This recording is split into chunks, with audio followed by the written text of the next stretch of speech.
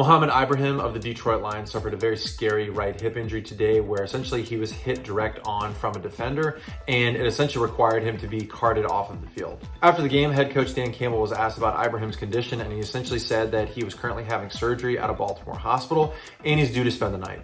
There was some speculation initially as to what was going on with Ibrahim's hip, but it looks like some sources are coming out and saying that he did have surgery for a hip dislocation. Hip dislocation, although more on the rare side when playing sports, is absolutely a medical emergency, and I want to go over the anatomy of that with this video. Ladies and gentlemen, welcome to my channel. If you're not familiar with me, my name is Nick Gallo, and I'm a doctor of physical therapy, and with my channel, I take a look at sports injuries, and I explain them so that they're a little bit easier to understand. I go over the pertinent anatomy, and I will also go over what that person should expect when they come to rehab. If you like this content and you want to see more of it, please hit that thumbs up and subscribe to the channel because I will be making more of these videos in the future regarding sports injuries, rehabilitation, and other physical therapy related content. Also, if you have any comments or questions, please leave those in the comment section below. Now we can see here on the injury video that as Ibrahim is running up the field, the defender is going to come down and hit basically the front portion of the thigh. So here I have a model of the hip joint, and so the hip joint is formed by the femur, also known as the thigh bone, that's going to come up, and the head of the femur is going to articulate with an area of the pelvis known as the acetabulum, and that's going to form our hip joint, also known as a ball and socket joint. So the head of the femur, that's going to be the ball, and the acetabulum, that rim of the pelvis here, that's going to be the socket. So let's go ahead and talk about what's known as a hip dislocation. So anytime we're talking about a hip dislocation, we're going to be referring to the head of the femur essentially coming out of the socket, either in a posterior or towards the back direction, or anterior or towards the front direction. It's important to say that in approximately 90% of hip dislocation patients, that's when the head of the femur is going to be pushed posteriorly, and it's usually the result of a massive major trauma.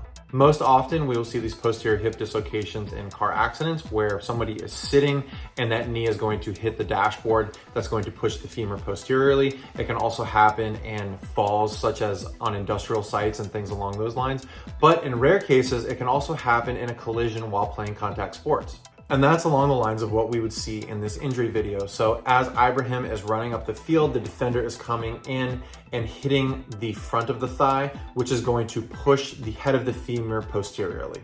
So let's go ahead and look on the back of the model here. As you can see, the hip joint essentially is surrounded by a bunch of ligaments that actually provide a lot of stability to the hip joint. It's actually extremely difficult to dislocate a hip, but as that femoral head is going to come out of the acetabulum, the person obviously is at risk for ligament damage. So in order for that hip to fully dislocate, it's going to need to essentially sever these ligaments to come out. They're also at risk for a fracture to the acetabulum, or the rim, essentially where the head of the femur is going to sit in. So those are some things to also be conscious of when a person has suffered a hip dislocation.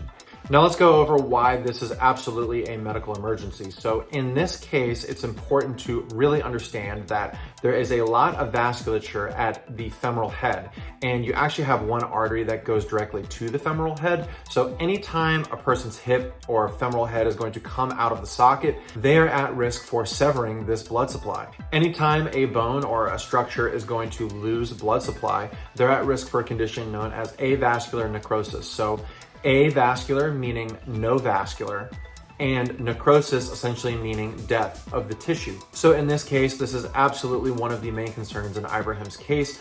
Another big concern here is that there is a big nerve known as the sciatic nerve that's going to go down the posterior portion of the leg, and it's going to go through the hip.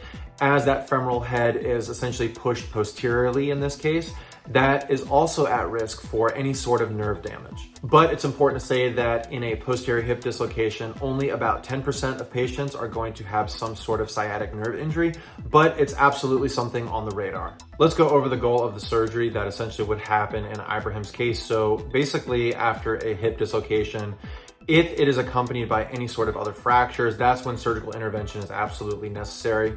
The surgeon is going to go in and do a surgery essentially to stabilize the hip joint and to make sure those arterial structures and the nervous structures essentially are intact. And it's also important to say that after the person's hip essentially has been reduced and put back in place, If there is significant instability, then this is going to require surgery as well. As of right now, we don't know exactly what surgery Ibrahim is dealing with, so essentially we're gonna need to wait and see if we get any more results. If I happen to hear any updates regarding his case, I'll be sure to update everybody in the comment section. Also, if you happen to hear anything, please feel free to update me as well. So we're all praying and we wish Ibrahim the best of luck moving forward. He's had some injuries in the past that were tough to deal with. Unfortunately, this usually is a lengthy recovery time, but it depends on the type of surgery. If you enjoy this content, I'm gonna go ahead and link another one of my playlists where I'm explaining some other injuries. So if you want, you can go ahead and click on those. Thank you again for tuning in, and I'll see you next time.